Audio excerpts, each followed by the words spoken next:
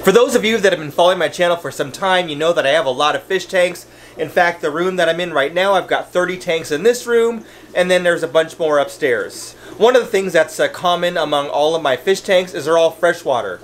Well, that's about to change. Hey fish friends, how's it going? Hope everyone's doing well. My name is Zenzo and you're watching Tazawa Tanks. So that's right, I am a freshwater fish keeper, but I've decided to stick my toe back in the saltwater. So to kind of give you guys a little bit of history, I have been keeping freshwater tanks for a long time. A lot of you guys already know this. I do have an aquarium service business, however, so I do take care of saltwater tanks from time to time. In fact, one of my regular customers has a Fowler tank that I take care of, and then I have taken care of some reef tanks in the past as well. However, with that being said, I've never really had my own true saltwater tank. Now, I have dabbled in the past. Recently, I had a little small 5-gallon tank that just had inverts in it, so I had some crabs and snails and stuff like that. And then before, I was doing like a brackish tank, and then I did a saltwater tank, but it was just like a Fowler tank, but I didn't really get too much into it.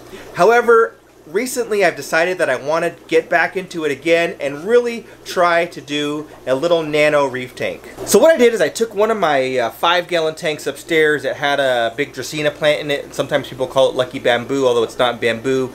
It's not a bamboo plant at all. But anyway, I had a plant in there. I kind of had like a little Asian scape. I had a betta in there, and I did some different things over the years.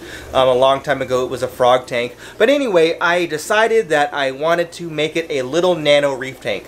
So I'm taking this 5-gallon tank and I'm converting it to a little Nano Reef tank. So obviously the first thing I did is I took everything out of the tank, I cleaned it, and then I took some existing substrate that I had in another tank. I took some crushed coral and I laid that down as a substrate, and then I have a whole bunch of dry rock. So I took some dry rock that I had stored and kind of created this little island in the middle of the nano tank, and I think it looks good. So now what I'm doing is I'm letting the tank sit and cycle, so it's going to be several weeks before I can put anything in it.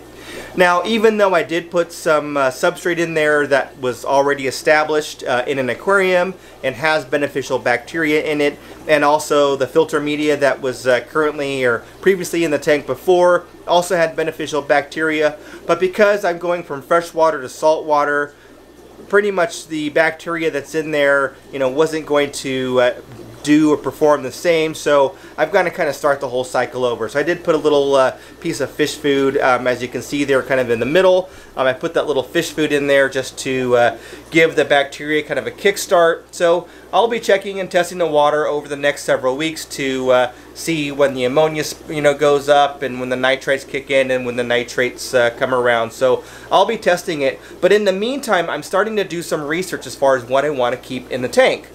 This is where you guys come into play.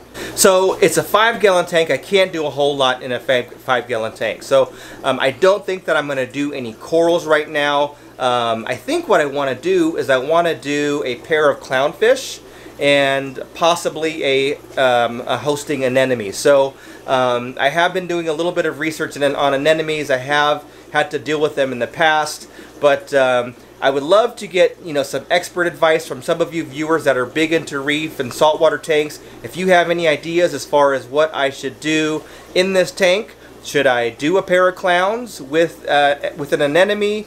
Should I not do an anemone and maybe just do like some inverts and some shrimp and some coral frags or something?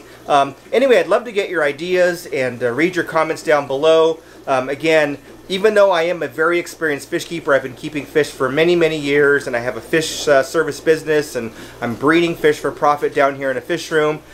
I don't know a whole lot when it comes to saltwater, so for me it's kind of a learning process, and I would love to read some of your comments down below and get some knowledge and some ideas on what you think I should put in this tank.